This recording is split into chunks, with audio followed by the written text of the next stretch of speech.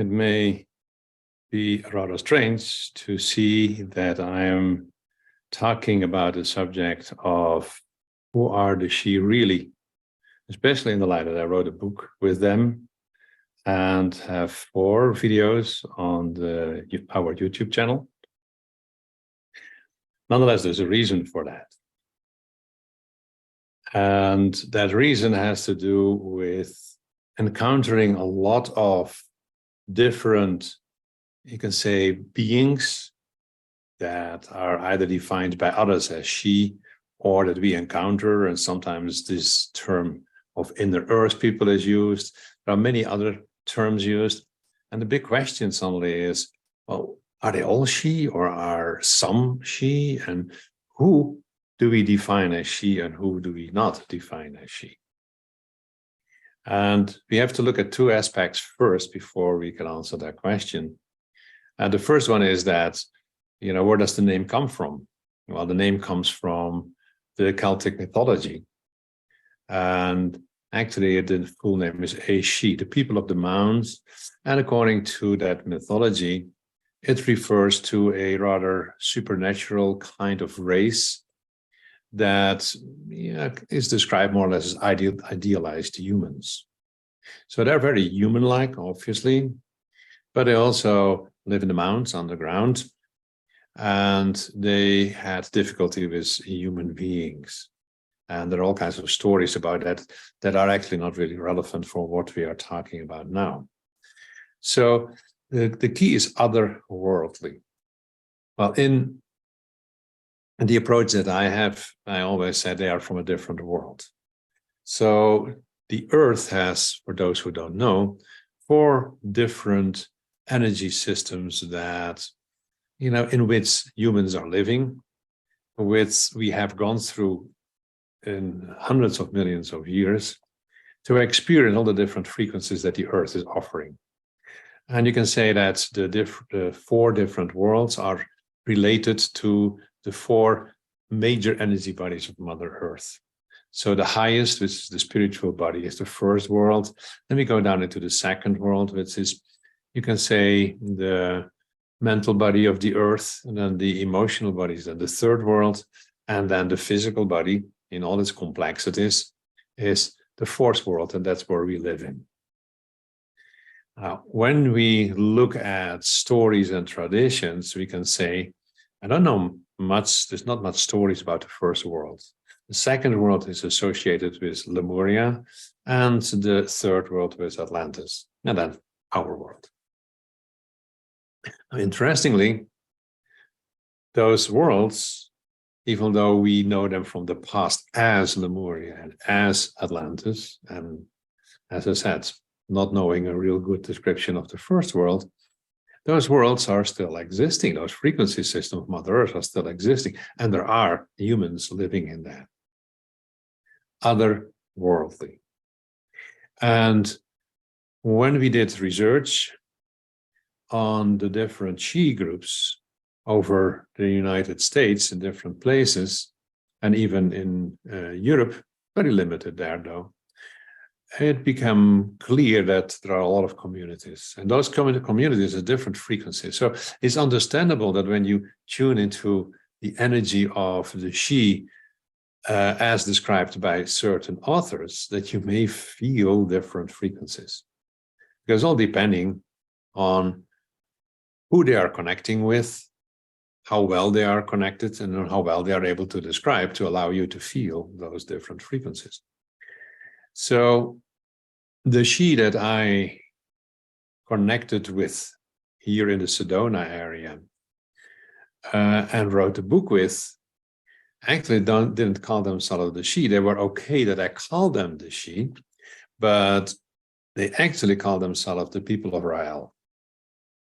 And having connected with different communities spread over the United States, from up north to the south, from the east to the west, all of them have basically different names that I often don't understand, to be honest with you, and all have their own uniqueness. And all these different groups were quite isolated.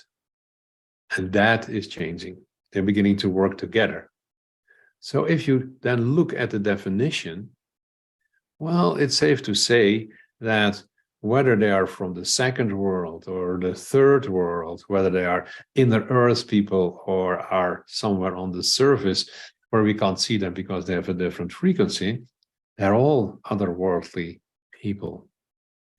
And the feeling that I have in my communications with them is they're okay that we use the name she in a rather generalized way for any group of human-like beings that are, can say out of phase with us, so that we can't see them with our eyes, but we can sense and feel them and connect with them.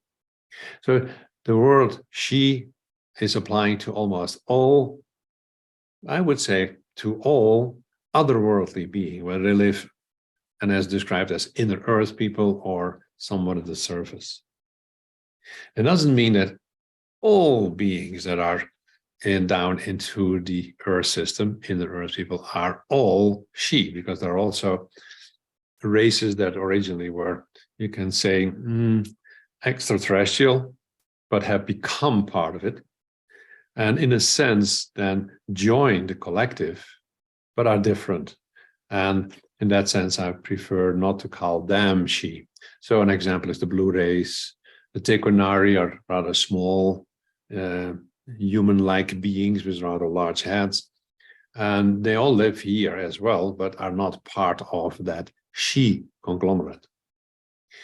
So I hope that with this short explanation, it becomes clearer that using the word she can be done pretty lightly when you talk about those from other worlds. And that also makes it easy that we don't have to fight whether that's really a she or that is not a she or whatever. They're all she. But it is good to be aware that not necessarily they belong to the same, let's say, aspect of consciousness. They can be third worlders, they can be second worlders, and even within that, there is quite a range of variations, all requiring a slightly different attunement in order to be able to communicate with them. And to do that is a training. Yeah. So I hope that the answer is, who are they really? Is yes, we can answer that very clearly. That all humans that descended from the, let's say, the original human race that went through lower and lower vibrations, and some of them stayed in certain worlds, like the she that we know, are all otherworldly beings and deserve the name she. Still will be very interesting to explore what this huge diversity of she has to offer for us. And I invite everyone that feels a connection from their heart to listen to their heart and say, yes, I really would like to connect with them, to explore, because ultimately, independent of which world we live, we are one human consciousness that need to learn to work together. We're already living together, not in harmony, but we need to learn to work together. And that's a big step forward if we can do that. Well, I hope you enjoyed this little explanation, and I personally needed it.